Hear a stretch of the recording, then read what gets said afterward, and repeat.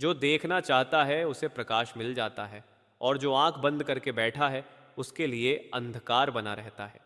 एक फकीर के दरबार में एक दिन एक शिष्य आया।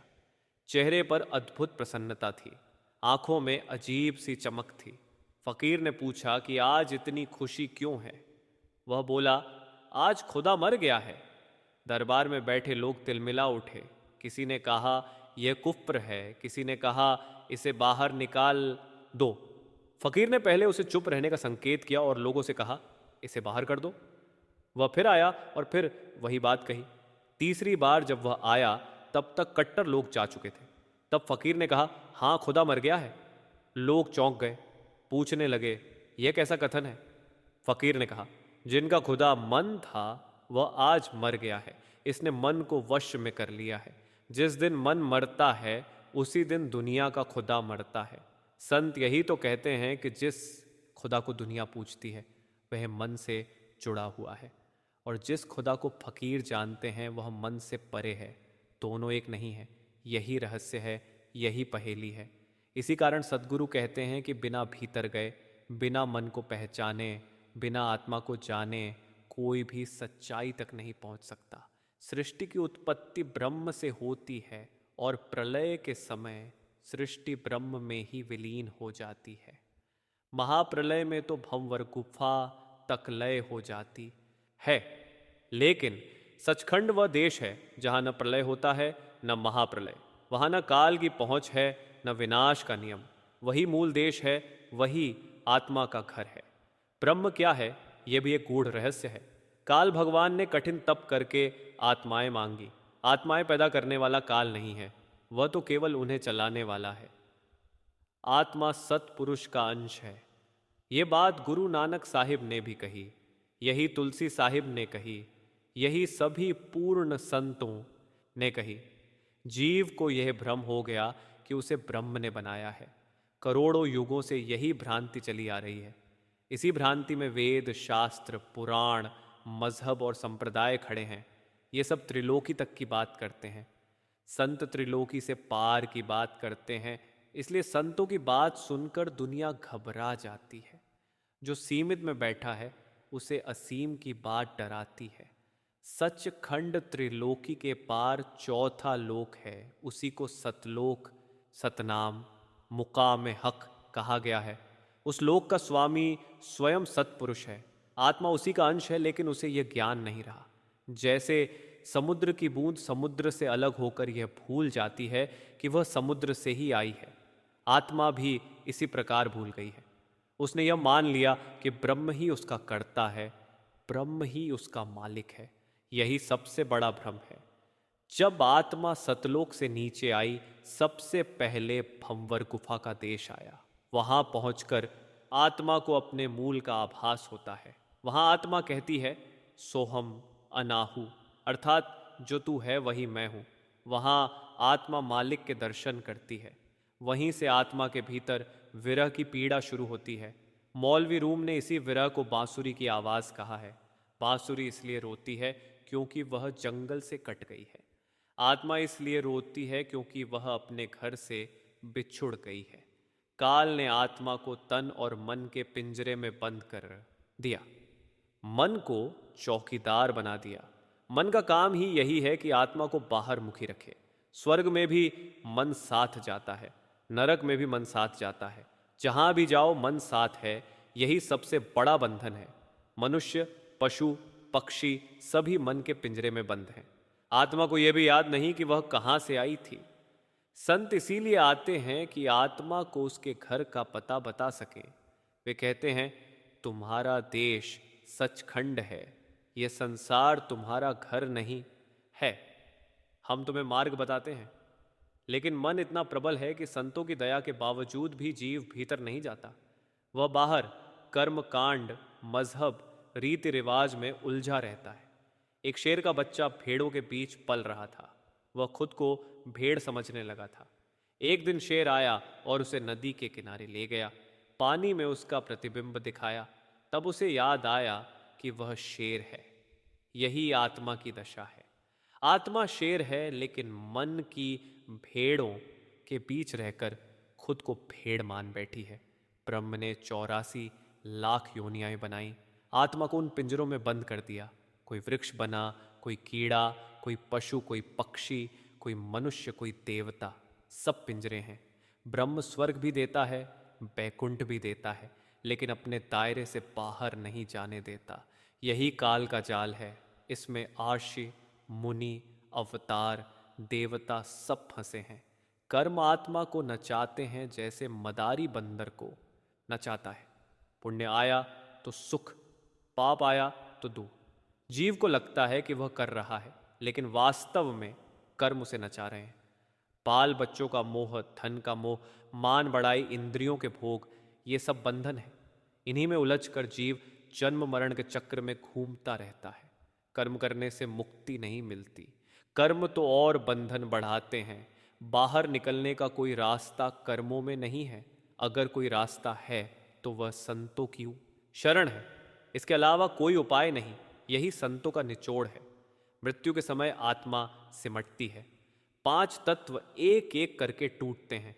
चेतन सत्ता शरीर से निकलकर आंखों के पीछे केंद्र में आती है। वहां बुद्धि उसे दबा लेती है। पूरी जिंदगी के संस्कार अंत समय में संकल्प बन जाते हैं। जैसी बुद्धि वैसी गति। जिसने सारी उम्र संसार को पकड़े रखा, वही संसार अंत समय में सामने आ जाता है। बुद्धि मैली है तो आगे की यात्रा भी मैली होती है। संत कहते हैं, सिवाय नाम के सब मैल है। नाम ही वह शक्ति है जो आत्मा को इस जाल से बाहर निकाल सकती है। जब आत्मा शरीर से सिमटकर आंखों के पीछे केंद्र में आ जाती है, वहीं से असली परीक्षा शुरू होती है। जीवन भर जो कुछ किया गया, जो कुछ सोचा गया, जो कुछ चाहा गया, सबका निचोड़ उसी क्षण सामने आ खड़ा होता है। संसार में रहते हुए मनुष्य सोचता है कि अभी बहुत समय है, अभी सब कुछ देख लेंगे, अभी भोग लेंगे, अभी नाम सिमरन बाद में करेंगे। परंतु मृत्यु के समय न कोई बाद होता है, न कोई कल।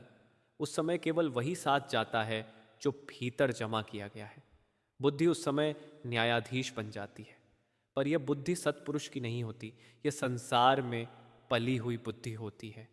जिसने जीवन भर धन के बारे में सोचा, उसी के चित्र सामने आते हैं। जिसने संतों की संगति नहीं की, उसे संतों की कोई स्मृति नहीं आती। जिसने नाम को महत्व नहीं दिया, उस समय नाम भी स्मरण में नहीं आता।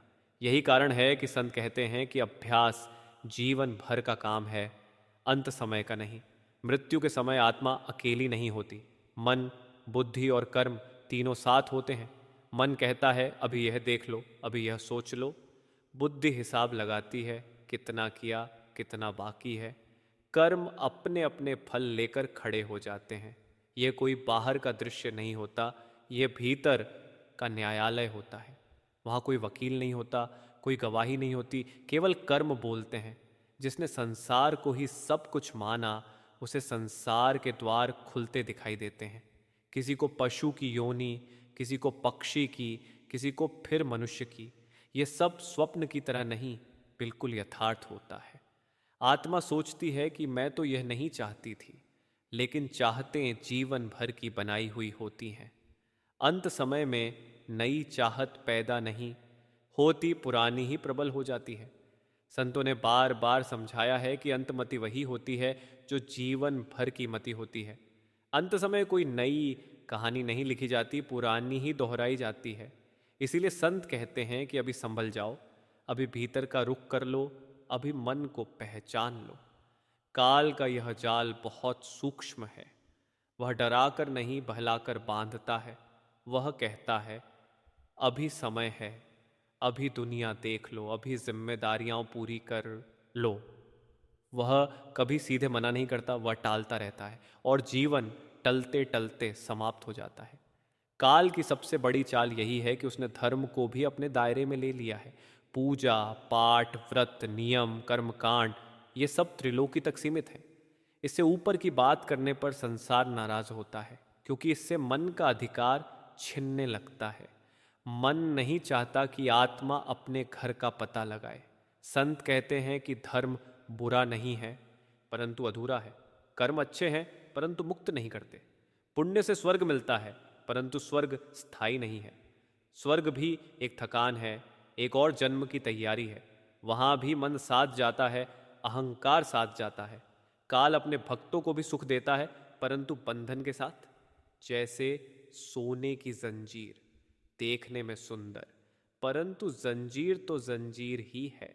आत्मा को जंजीर से फर्क नहीं पड़ता कि वह लोहे की है या सोने की, वह मुक्त होना चाहती है। यही कारण है कि संत केवल स्वर्ग की बात नहीं करते, वे सचखंड की बात करते हैं। क्योंकि वही ऐसा देश है जहाँ से लौटना नहीं पड़ता, जहाँ मन नहीं है, काल नहीं है, कर्म नहीं है। वहाँ केवल चेतना है, प्रेम है, शांति है। जब आत्मा संसार में आई तो 5 तत्वों का कोट पहनाया गया। मिट्टी, पानी, अग्नि, वायु और आकाश, इन पांचों ने मिलकर शरीर बनाया। फिर मन और बुद्धि को इसमें बैठा दिया गया। मन को चौकीदार बना दिया गया। उसका काम है आत्मा को बाहर ही उलझाए रखना। मन बड़ा चतुर है। वह कभी कहता है आज बहुत थकान है, कल सिमरन करेंगे। कभी कहता है आज मन नहीं लग रहा। कभी कहता है पहले यह काम निपटा लें। और काम कभी समाप्त नहीं होते। संसार में कामों का कोई अंत नहीं है, पर जीवन का अंत निश्चित है। संत कहते हैं कि मन शत्रु नहीं है, परंतु मालिक भी नहीं है। मन को साधन बनाओ, स्वामी मत बनाओ। परंतु संसार में मन को ही स्वामी बना लिया गया है। इसी कारण आत्मा दासी बन गई है। मनुष्य सोचता है कि वह स्वतंत्र है, परंतु अगर वह सच में स्वतंत्र होता तो दुख क्यों आता, बीमारी क्यों आती, मृत्यु क्यों आती? ये सब बताता है कि कोई और सत्ता है जो संचालन कर रही है। वही काल है। काल ने कर्म का कानून बनाया है। कर्म के अनुसार फल निश्चित है, इसमें कोई पक्षपात नहीं। राजा हो या रंक, नियम सबके लिए एक सा है। यही कारण है कि बड़े बड़े लोग भी गिरते हैं और साधारण लोग भी उठते हैं। समय सबको नचाता है। संत कहते हैं कि काल के दायरे में रहकर काल को नहीं जीता जा सकता। जैसे पानी में रहकर आग नहीं जलाई जा सकती। काल से बाहर निकलने के लिए काल से ऊपर की शक्ति चाहिए। वही शक्ति सद्गुरु के पास होती है। सद्गुरु संसार से नहीं लड़ते, वे भीतर का मार्ग बताते हैं। वे कहते हैं अपनी जाति, अपना मजहब, अपना धर्म मत छोड़ो, पर भीतर का दरवाज़ा खोलो। बाहर सब ठीक है, पर भीतर भी देखो कि तुम कौन हो। जब आत्मा भीतर का मार्ग पकड़ती है तब सबसे पहले अंधकार दिखाई देता है। मन डराने लगता है, ये क्या है, वापस चलो। परंतु संत कहते हैं डरो मत, आगे बढ़ो। अंधकार के बाद ही प्रकाश है। यही हर यात्री की परीक्षा होती है। जो आत्मा डरकर लौट आती है वह फिर संसार में उलझ जाती है। जो साहस करके आगे बढ़ती है उसे प्रकाश मिलता है। वही प्रकाश धीरे धीरे मार्ग बनता है। काल चाहता है कि आत्मा कभी साहस न करे। वह डर का उपयोग करता है, कभी बीमारी का डर, कभी गरीबी का, कभी बदनामी का। संत कहते हैं डर मन का है, आत्मा निर्भय है। जब आत्मा अभ्यास के द्वारा भीतर की ओर चलती है तब धीरे धीरे मन की पकड़ ढीली पड़ने लगती है। विचार कम होने लगते हैं। संसार का आकर्षण हल्का होने लगता है। यही पहचान है कि मार्ग सही है, परंतु यह मार्ग अकेले तय नहीं होता। संत कहते हैं हम साथ हैं। जैसे पिता बच्चे को पकड़कर चलना सिखाता है। बच्चा सोचता है कि मैं चल रहा हूं, पर वास्तव में सहारा पिता का होता है। जो बिना सद्गुरु के मार्ग पर चलता है वह आधे रास्ते में ही भटक जाता है, क्योंकि भीतर के देश बड़े सूक्ष्म हैं। वहाँ हर मोड़ पर भ्रम है। वहाँ मन अपने नए नए रूप दिखाता है। सद्गुरु इसलिए आवश्यक हैं कि वे पहचानते हैं कि कौन सा देश क्या है। वे जानते हैं कि कहाँ रुकना है और कहाँ आगे बढ़ना है। वे जानते हैं कि कौन सी शक्ति काल की है और कौन सी पार की। संत कहते हैं नाम केवल शब्द नहीं है, वह शक्ति है। वही शक्ति आत्मा को काल के दायरे से बाहर ले जाती है। बिना नाम के आत्मा कितनी भी कोशिश कर ले, बाहर नहीं जा सकती। नाम कोई कल्पना नहीं है, कोई उच्चारण नहीं है, वह जीवित शक्ति है। जब नाम आत्मा के साथ जुड़ता है तभी असली यात्रा शुरू होती है। जो नाम से जुड़ गया वह संसार में रहते हुए भी संसार से अलग हो जाता है। उसके कर्म होते हैं पर बंधन नहीं बनते। उसका जीवन चलता है पर भीतर हल्कापन आ जाता है। ऐसे जीव को देखकर दुनिया कहती है सब कुछ है फिर भी कुछ नहीं चाहता। यही पहचान है। भीतर कुछ मिल गया है इसलिए बाहर की भूख मिट गई है। जब आत्मा मृत्यु के बाद अंड के क्षेत्र में पहुंचती है तब काल की असली चाल सामने आती है।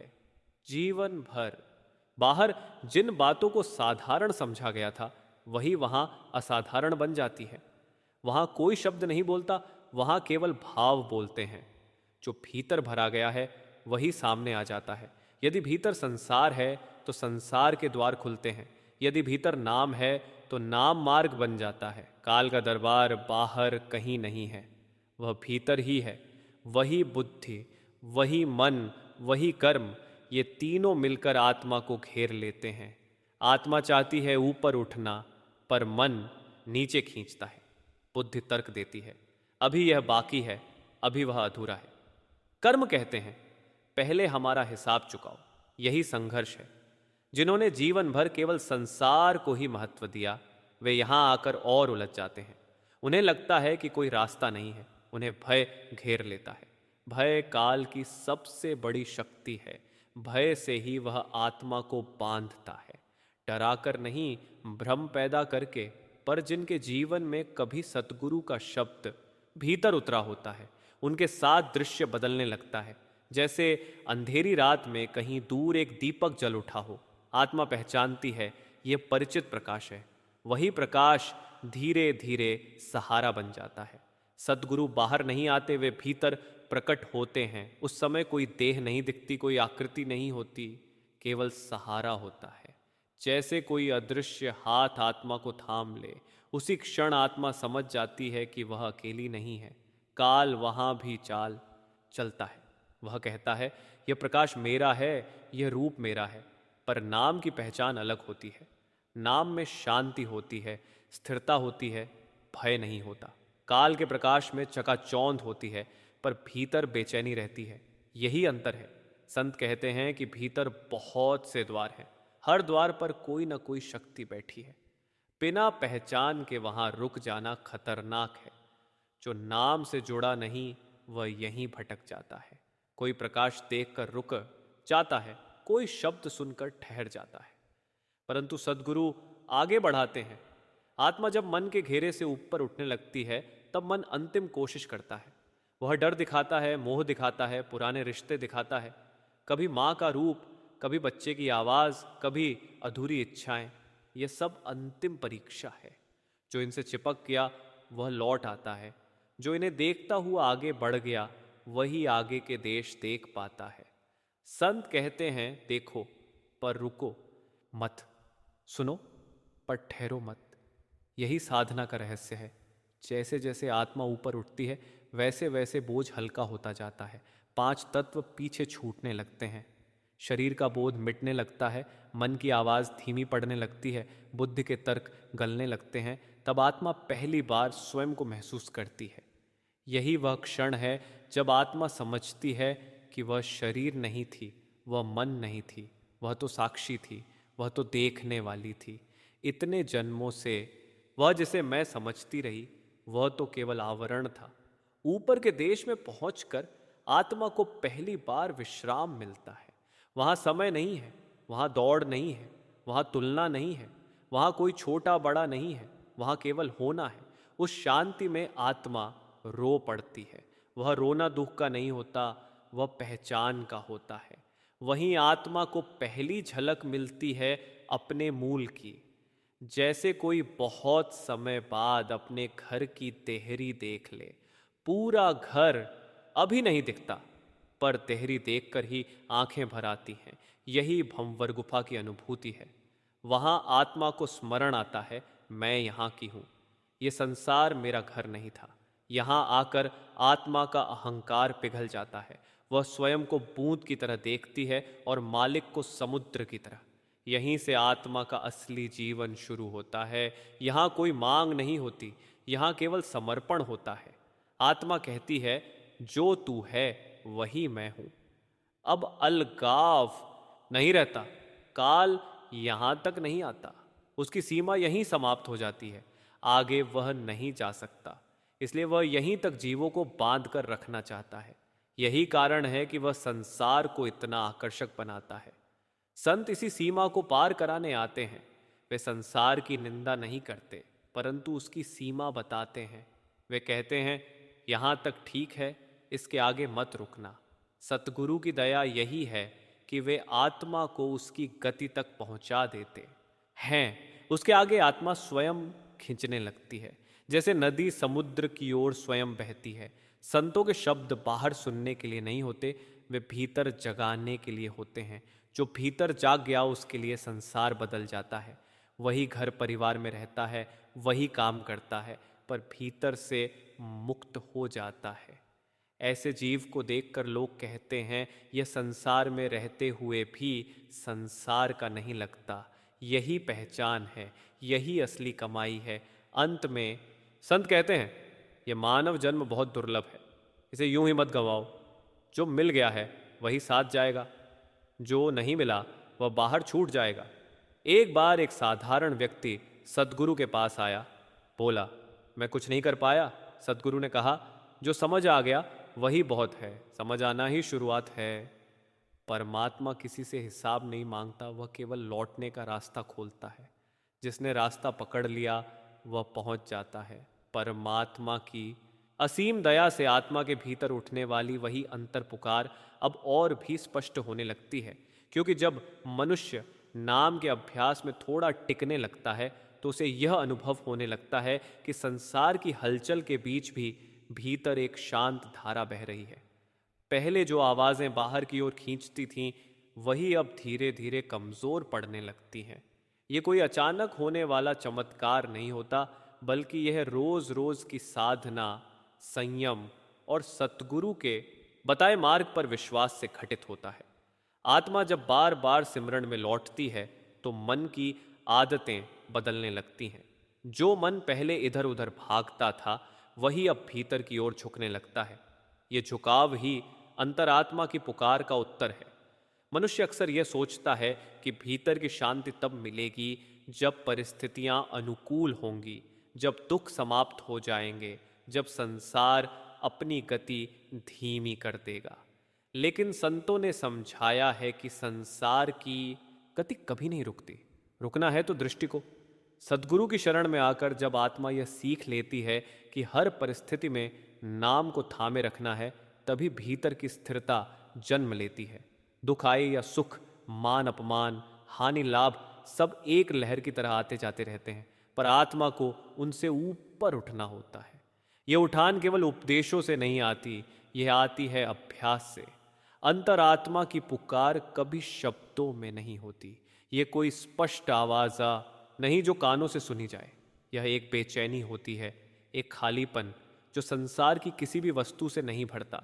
मनुष्य धन, रिश्ते, प्रतिष्ठा, ज्ञान सब कुछ जोड़कर देख लेता है, पर फिर भी कहीं न कहीं अधूरापन बना रहता है। यही अधूरापन आत्मा की पुकार है। यह संकेत है कि आत्मा अपने मूल स्थान से दूर है और उसे वापस लौटना है। सतगुरु इसी पुकार को पहचानते हैं और उसी के अनुसार मार्ग दिखाते हैं।